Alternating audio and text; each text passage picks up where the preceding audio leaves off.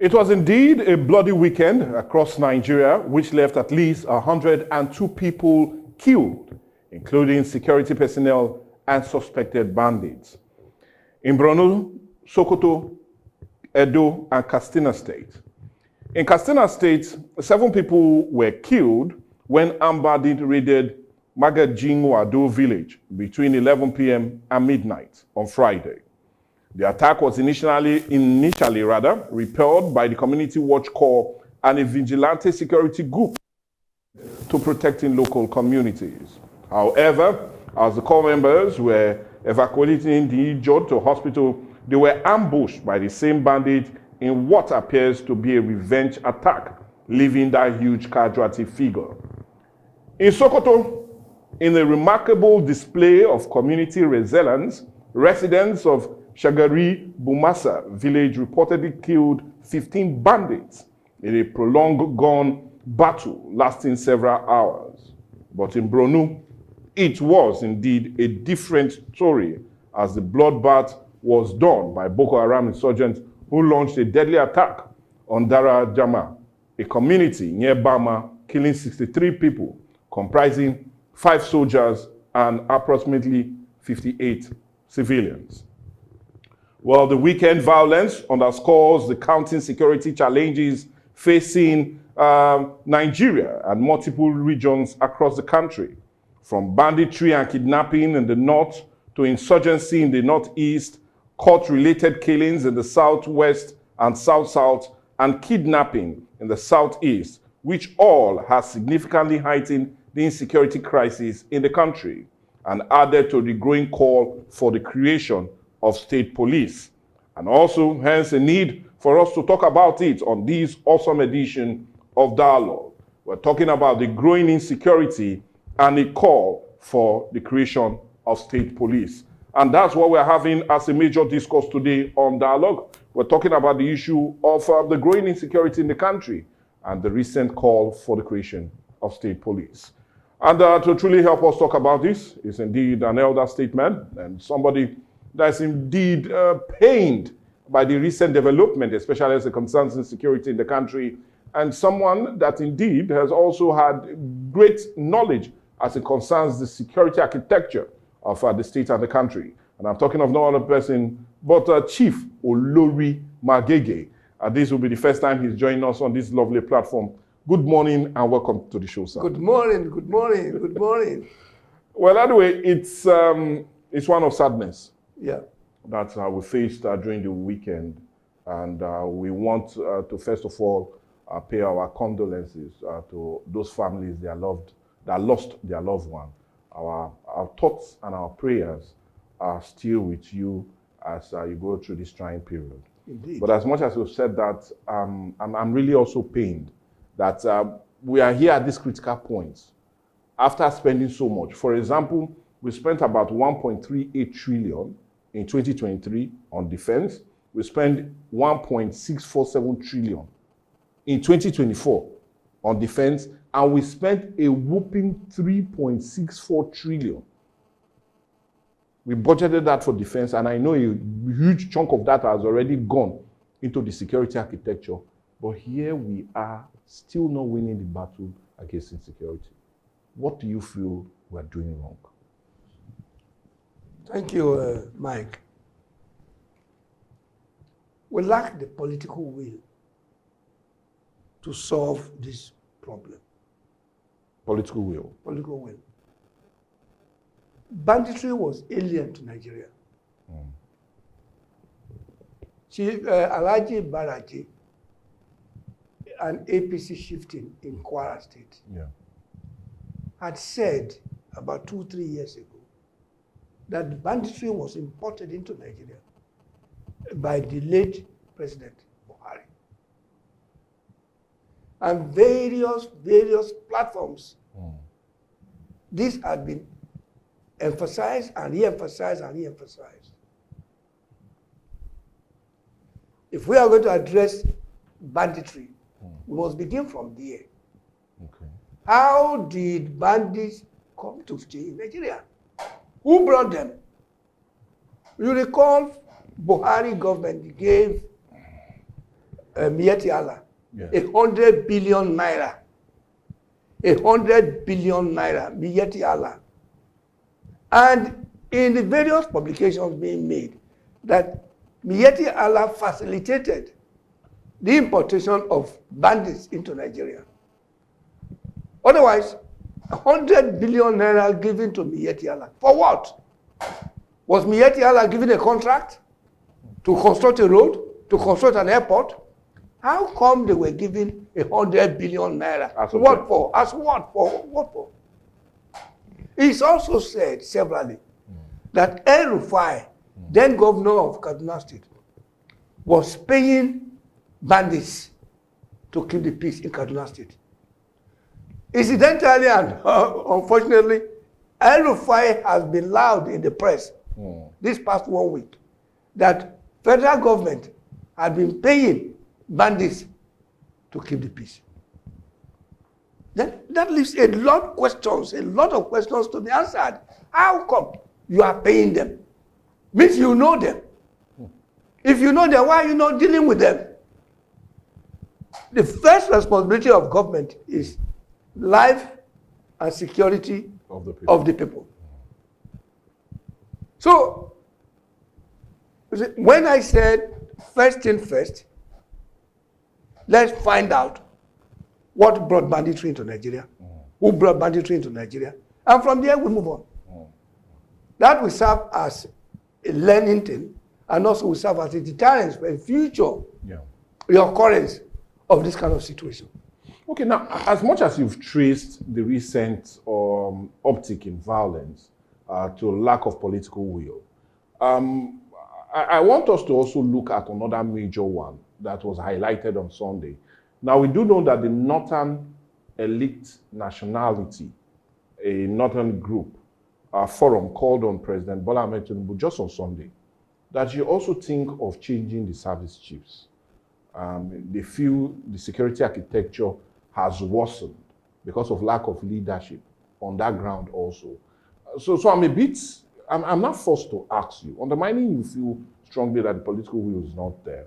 But do you think a change of service chief will be in order to deal with this? Because this is not the first time a recent call for the change of service chief. If you could still take your mind back to the era of former president or late president Muhammad Buhari, we had an uptick of violence and there were growing calls for the service chief to be changed. And immediately they were changed, we saw relatively success, especially as it concerns the issue of insecurity. So do you feel the call for a change of service chief is in order, or do you feel, well, that will lead to little or nothing at the end of it? You see, when you are appointed to a position, there are responsibilities that are attached to that position. Yeah. And there are the consequences for not meeting those responsibilities. Okay. You are here in this beautiful television house with a job. Yeah. With that job, there are responsibilities, and there must be consequences for your non-performance. Of course. So, if the service chiefs are not performing, And they are not performing because there is increase in insecurity. That's the only yardstick you know whether they are working or they are not working. When there is peace, they are working. If there is no peace, if there is insecurity, then they are not working. Change them. But it's not just changing them. Let there be punishments, consequences. Let there be consequences for imperformance. Look at one. Is it chief of defense staff? One who was saying that rather than kill a cow that's straying into farms, you should arrest the cow. Arrest the cow, then get the owner to pay damages. That killing them will not solve the problem. But what if the herders themselves are the first to attack? Then how do you resolve that? How do you resolve that? Because when a farmer, sees the herders on his farm, first of all, he's agitated. He's concerned for his life. I used to be a farmer. And that was a major concern why I pack up. I can't go to the farm and be looking all over my shoulder if X-Men are coming to kill me. So, when a chief of military formation is now saying no. Don't kill the cow. Don't do anything. Just arrest them. How do you arrest a cow? That man should not head a military formation. Be it the army, air force, or navy. He should not. By virtue of that statement alone, he disqualifies himself. So he should leave. They should leave. They should be changed. Okay, now, still talking about the service chief. I want us to still remember the service chief. Just last month, precisely should be on the 22nd of August, the CDS, the Chief of Defense Staff, I'm talking about Christopher Musa, General Christopher Musa, came out to say that an uptick in violence should be traced to the build-up to the 2027 election. And he feels that politicians are the ones doing this, all in the sense to get something to talk about, to get failures to feel that, yes, this government is not performing and they have issues to campaign on. So I want you to also look at that. Does he have a valid point in saying that the reason, because in all honesty, if you look at it, we lost about 2,816 persons in the first half of this year. When you look at the same time of last year, we lost just 1,800. So really there was an uptick, especially this year as it concerns violence. So my question, do you feel he's valid with that very point he made? Well, he knows why he said that. Well, because he also has a whole security. He has his own information. Yeah. But it boils down to consequences. If politicians are stirring emotions that led to increase in violence, yes, arrest them and prosecute them. Arrest them goes back to lack of political will. Yes. Somebody is deliberately stirring emotions that have increased insecurity, violence in the country. He has committed a crime. You see, you don't incite violence. Inciting violence is an offense, punishable under the law. Arrest them and deal with them. But when you now go on to the air, you go on television or radio or whatever, and start casting blames, that again is checking your responsibility. It's checking responsibility. If somebody is... But don't you feel his hands are tied? Because some of these persons might also be having reasonable political gains. And not only that, there might be persons in high places that are seemingly untouchable. Yeah, that means you are saying Nigeria is divided into two classes. Some above the law, some below the law. But are we not? Huh? Are we not divided? I don't know. We are divided economically. And every society is. Okay. I agree that wealth, accumulation of wealth in the hand, brings impunity. I agree to that. But in any society, if you start to make some people to be above the law and to remain above the law, despite all the things they say and do that mitigate against security, then what are you doing? Lack of political will. It comes back to that. Lack of political will. Nobody is above the law. Nobody is above the law. Whatever it takes to cure our society of this insecurity, let's do it. Let's do it. We are here now talking because we feel safe. Yes. If we start hearing shooting outside, we will dodge under here even when there's no space to hide. Well, anyway, we hope and we pray it doesn't come. It doesn't come. Yeah. Okay, now, as much as you've said this, well, in case you're watching us, yes, it's Dialogue on Atlantic TV, and we're looking at the growing insecurity and the recent call for state police. Just like my introduction, I did make mention that we lost about 102 persons in just one weekend, which is indeed a high number, and one that's already raising a whole lot of concerns and a need for us to really look at the growing insecurity. What should be the best way forward? Is state police going to curb and cure all of that irregularities, or do you feel, like he said, more political will need to be dragged in by this administration to deal with the contending issues? Well, all of that issues and more is still on the center stage on the Dialogue today. And like I said, we still have no other person but Chief Olori Magege helping us with the discourse. Now, I don't know, I'm just really interested with the Chief of Defense Staff today, because he said a lot, especially as it concerns security. And you agree with me that when we talk about insecurity, He's the man at the helms of affair. Indeed. So in all of that, let's listen to what he says, pick holes in them if there are any, and find solutions to them. Now, in May, to be precise, I could still remember, rather in July,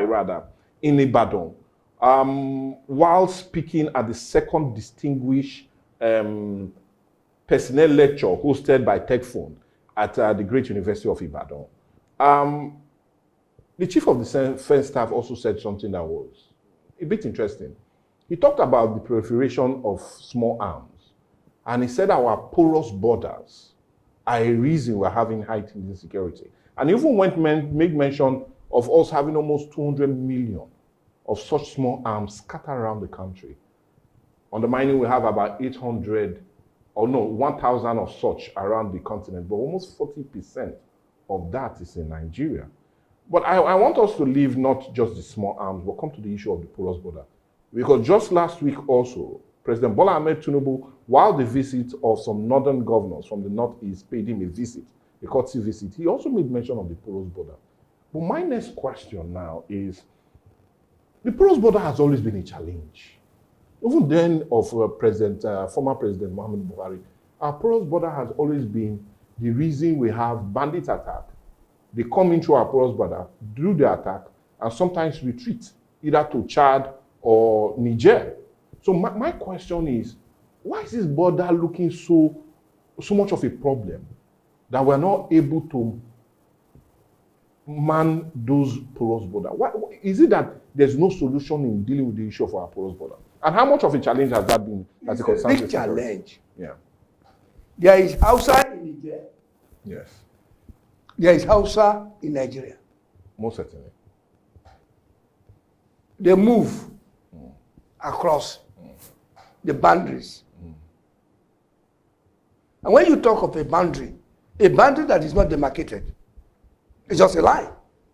You walk across, you are in Niger. You walk back, you are in Nigeria. The same with Chad. The same with Benin Republic. The same with Cameroon. Yes. There is no fence. When I was coming into this yard, I got to the main gate. I was stopped. I know that I'm getting into Shell Ogunu. I know it. And I that realization makes me a bit nervous. Yes. Because here I am going to a foreign land. Yeah. But not so. The people in Idiroko, they are Yorubas. Yeah. Across are Yorubas. They probably are related. So they move. They cross the border. So the issue of the border, even if you put a fence, people will climb it. For one thing, the economy of Nigeria is better than those of those countries. And there is a natural migration towards from a place of low economic to that of heightened economic. Are you getting it? So people will continue to move across the border. Secondly, we use a lot of their manpower in our farming communities. Yeah. So there is a wave of unqualified, untrained hands, farm hands, to come to Nigeria to work, and they get paid. They go back. They have their families over there. We have to come up with a homegrown security mechanism to check these people. Okay. Migration. It's not like we can stop migration. We cannot. It's not possible. Okay. It will be a waste of money. Okay. It will be a total waste of money. Because when you man a post here, and the whole place is desert, the whole place is savannah land, how are you going to police a boundary of over 3,000 miles? How are you going to police it? How? It's not possible. It's just not possible. We must recognize that this is a problem and devise a method of curbing the nuances of it. That's all we need to do. Or if not, concentrating on it. Where is all the fuel going? Where was all the fuel going before? Before the fuel increase in price? Yes. Were they not being smuggled through the borders? Yeah, our brothers. Also, things are being smuggled from there here. Well, we look at what goes out. We don't look at what comes in. So many of the cars that come from Benin Republic, they are smuggling to Nigeria. Are you getting me? Yeah. Those smugglers think that Nigeria is a good business area to go to. We need to have a think tank, an institutional legal framework that is properly thought out to find how we can harness that as an opportunity rather than a cause. Okay. But banditry is a cross-border thing. People steal, they come here and commit crime, and they go. Not just in the north. There was a time during Obasanjo time when people were coming, when there was a gang coming from Benin Republic to steal cars. Shut down the border. Yes, to steal cars and kill. So it's not just a northern problem. It's across here. It's in Cameroon end, it's in Nichad, it's in Niger, it's in the Republic of Benin. So it's a major problem. Okay, well, anyway, as much as we're dealing, or you saying it's a major problem, we're trying to deal with the problem of growing insecurity. Yeah. And it looks as if the northern governors had a telescope, or they had a talisman that told them about the future. And the reason I'm saying this is, just last week, we know they visited President Bola Ahmed Tinubu. And they were being led, I'm talking about Northeast governors, and they were being led by no other but Diko, the governor of Katsina State. Yeah. And it looks as if they saw what will happen just this weekend, the high rate of persons that were killed in that very region. But that's not where my question lies. Where my question lies now is the reaction coming from Mr. President last week when he said, because of this growing insecurity, he's now thinking towards the issue of state police. Now, my question, because this is the bone of our discussion, on the mining, we've looked at the insecurity and the reasons why we keep having it not being handled at the moment. I want us to also look at the issue of state police, because the growing insecurity, there's every certainty that the national police cannot really handle or police the large, vast area that Nigeria seems to be. And we're having just only 377 police personnel manning over 200 million persons, with a huge chunk of that on VIPs alone, leaving the rest populace to be little or not manned by police officers. So my question now, directly to you, can the state police really do anything different? Yes, of course. We've got one form or the other of state police now. Okay. We may not just be calling them state police. Amotekun is a state police. Most certainly. ISPA, Kano, is a state police. The various vigilante group that we have to augment the services of the regular policemen is a pseudo state police. What is lacking is there is no legal framework to recognize and support them. Amotekun, for all intent and purposes, is state police. Okay. We can't run away from that. Yeah. But vigilante group in our various communities, we will all have packed out of our communities. And why are they effective? They are effective because they are homegrown. Homegrown. The vigilante group in various communities are the youth in that community. Some are even born-again criminals who became born again and decided who were Saul and later became Paul. So that is the issue we're talking about. We need state police. We need state police. Everybody that I've spoken to, they are in support of state police. Their only concern is that how will the politicians not use them to be instruments of their own accord? But I'll plead with you because we need to really dig deep into that very aspect of the state police. But what we need to do also now is to go on a break. And when we come back, we'll continue our discussion as we talk about the growing insecurity and the recent call for state police, not a call that seems to be jettisoned, because President Bola Ahmed Tinubu says he's holistically thinking of the idea and might really it might really come to existence, especially during his tenure. But what we'll do, let's go on a break and we'll come back and have more discussion. Don't miss out on exciting news, events, and more. Stay connected by following us on Facebook, YouTube, and Instagram at Atlantic Media and TV. Well, we need to welcome you back. And well, in case you're still joining us, it's a dialogue on Viewpoints on Atlantic TV. And today we're talking about the growing insecurity and the recent push for the creation of state police to augment the national police and also see how better policing will definitely be around the different states in the country.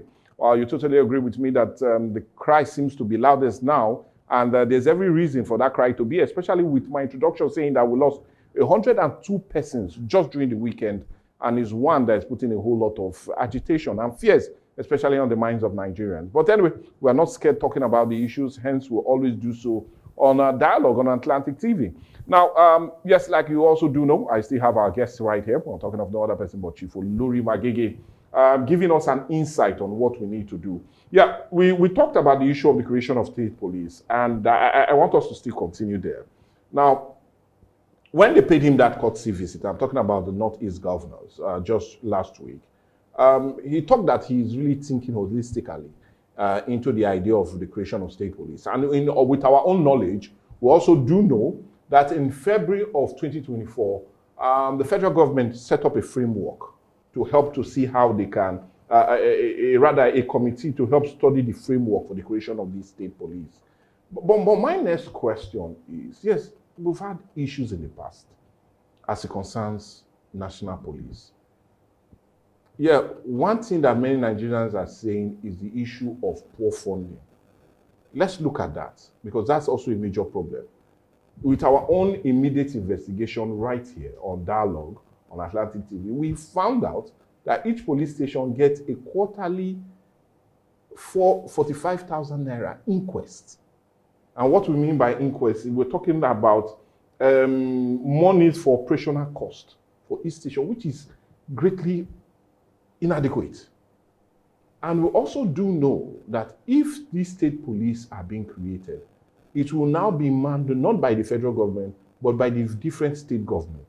And some state governments are not even able to pay 70,000 naira minimum wage, talk less of creation of a state police. So Nigerians are scared. Would funding that has always been the bane of not making the national police not perform also not cripple or creep into the state police and make it look ineffective? How do we work around that problem that is there? Funding or poor funding. You see, I've worked closely with the police. Okay. When I was head of vigilante group, task force in Agbaro, Okay. during the crisis era of Obada, General Obada presidency with youth. Yeah. And I know a lot of their problems. The federal government pays their salaries. Yes. And they're on their own. They're on their own.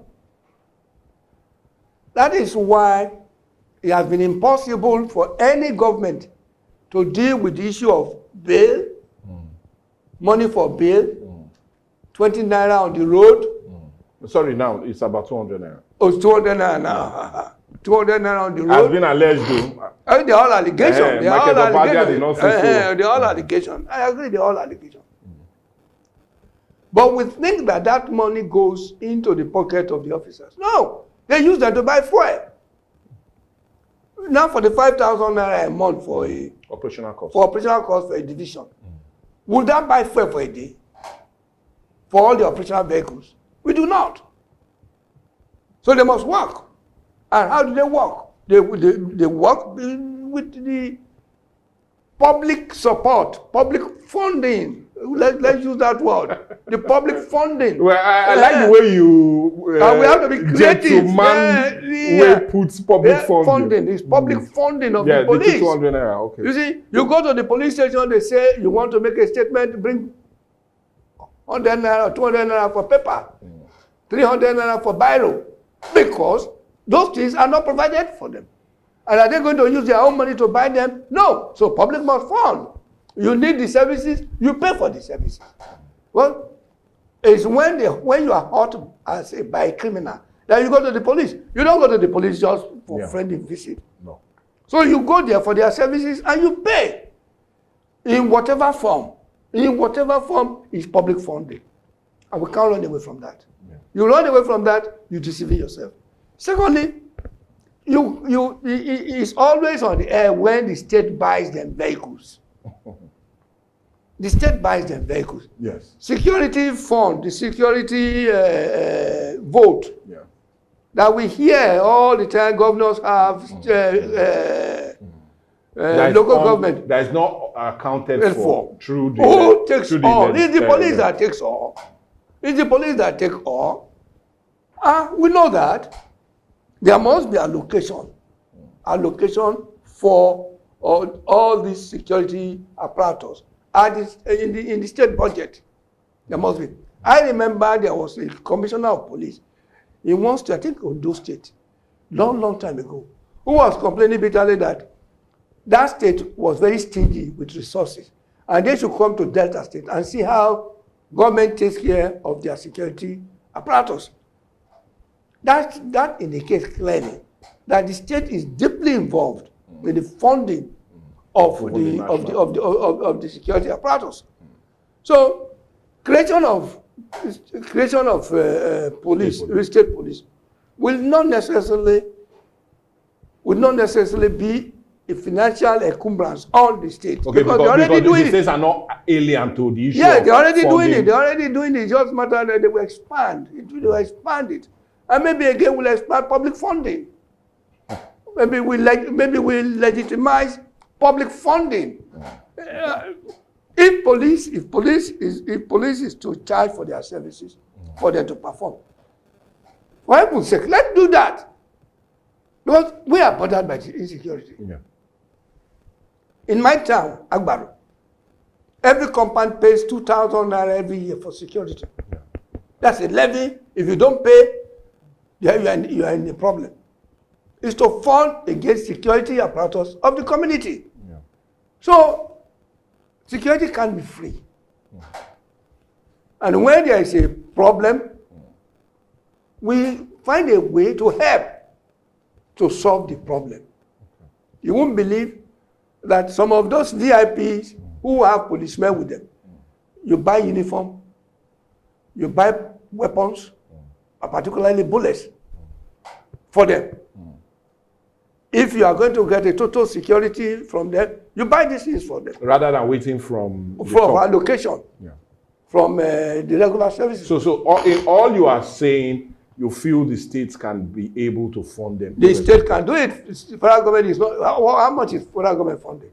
Okay, now let's come to another major one that you talked a bit about before we went on the break, and it's still in the front burner of many minds of many Nigerians, the issue of the abuse or the perceived abuse that will come from state executives attacking their opposition on account of using the state police. And not only that, but seems to be the head of everything, and everything has to flow through them. So let's talk about that. I know you said a proper legal framework will be able to curb that. But should Nigeria still not entertain that fear, knowing that how sometimes, forgive my language, how sometimes some of these executives seem not to be mature enough to know that even if they are number one in the helms of affair and there's an opposition, the opposition is just there to criticize for the betterment of the state. So let's look at state executives holding these apparatus and using them against the opposition. You see, it isn't that the points, the checkpoints are not there for the governor not to misbehave. A governor can be impeached. House of Assembly is there to checkmate the executive. But where the House of Assembly is now in cohorts with the governor, there's a problem. Which happens many times in Nigeria. Which happens most of the time in Nigeria. Okay. But the solution is an enlightened electorate. Because the governor is accountable to the voters. The House of Assembly is accountable to the voters. An educated electorate will provide a necessary oversight function for that kind of a problem, for solving that kind of a problem, of the overbearing attitude of the governor. Take for instance, if we have a board for the state police, and the board is made up of representatives of CAN, PFN, NBA, NUJ, Amnesty International, and the chief security officer, the chief police officer, reports to them. And those guys can rather than the executive. Rather than the executive. That problem will be solved to a large extent. Because you never know whether CAN itself and PFL can join together and use the police to harass. You never, Nigeria is a strange country. It's a very strange. We love to oppress the other person. We just love it. That is why when you buy a new stereo, a new sound system, you want to oppress your neighbors by letting them know that you bought a stereo and you play it at the highest level volume. We love to oppress people. And it's the law that is holding us back. And when the law holds us back, we must respect the law and we must put in position institutional framework to ensure that those guidelines, those restraints, that leash is never removed. So, yes, there is tendency for abuse. Even in the United States, they abuse. In advanced countries, they abuse. But when you abuse, you are caught and you are punished for it. It's more like a deterrent. Yes. So, let's not say because this thing can be abused, let's abandon it. No. Yes, it can abuse, we recognize it can abuse them, but we put in place checkmates to ensure that it doesn't happen. And if it does happen, we'll catch and we'll punish. Okay, now, I feel this discussion, time is really well spent, and we're almost out of our time, but I feel this discussion will not be complete if we do not come home and come to Delta State. Now, in recent time, we've had beautiful relative peace, especially in the city of Warri. His Excellency, the governor himself, Sheriff Warri, has put in beautiful security architecture that have helped in every way to deal with the growing insecurity that was being experienced a couple of months ago. But in your own assertion, how can he also sustain that?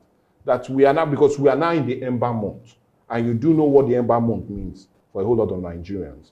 The rush to attain what they've not had in a couple of months, in the beginning of the year, comes to be. And we also do know that in the Ember Months, crime seems to be on the rise. So in your own view, what should the administration do to help maintain, if not even pass, this security relative peace we've been enjoying for a couple of months? Do more of what he's already doing. Whatever it is that he has put in place, do more of it.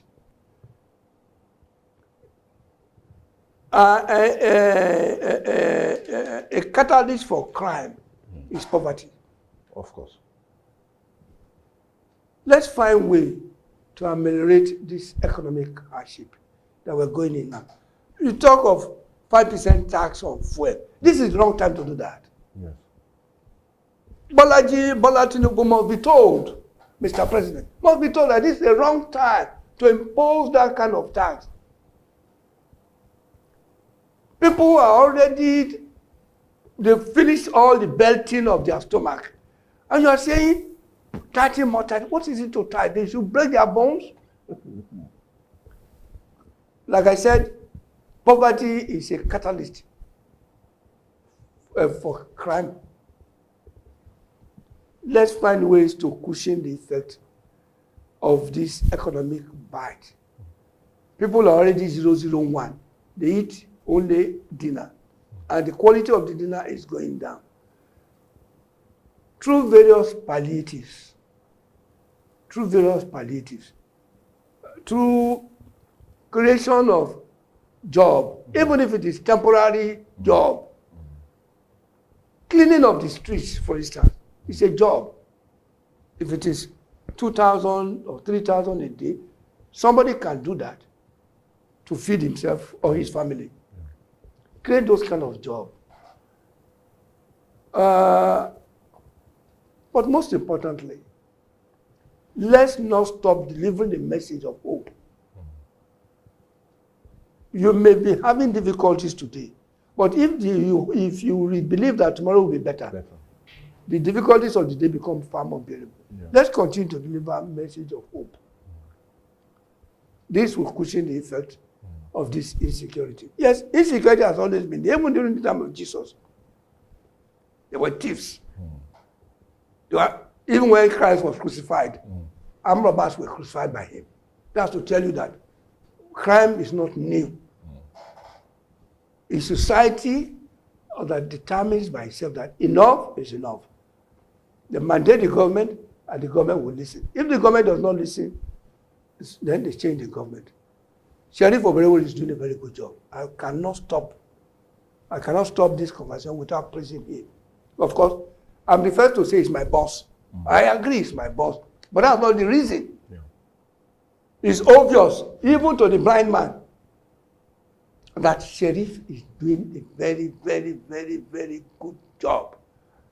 More so as when we look at how we rated him as he was coming in, that he was a street boy, he's an agbero.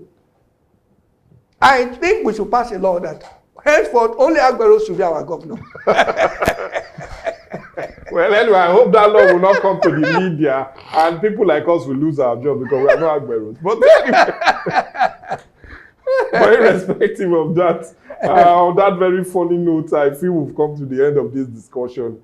And I need to thank you so much. I'm talking of no other person but Chief Olori Magege. In your busy schedule, you still had to pay us this lovely request. We requested for you to join us. And I feel you've done a great deal and a great job in dealing with the issues of the creation of state police. Undermining your field, more needs to be done, especially as they're looking at the framework to ensure that they will not be abused and will not go the same route or route we are, especially with the national police. I need to thank you so much, Chief Olori Magege, and also tell you or put a request that we might also be calling upon you anytime for you to also. We'll be more. Let me congratulate your management. Oh, thank you. This is impressive. Oh, thank you, sir. This is very, very impressive. We need more of this. This is the job creation that we are talking about. Yes. 2, 3, 4 persons off the street is to be applauded. Nice. Thank you so much for having that. But anyway, now that's a wrap for us right here on Dialogue. God willing, we'll see you tomorrow. Bye for now.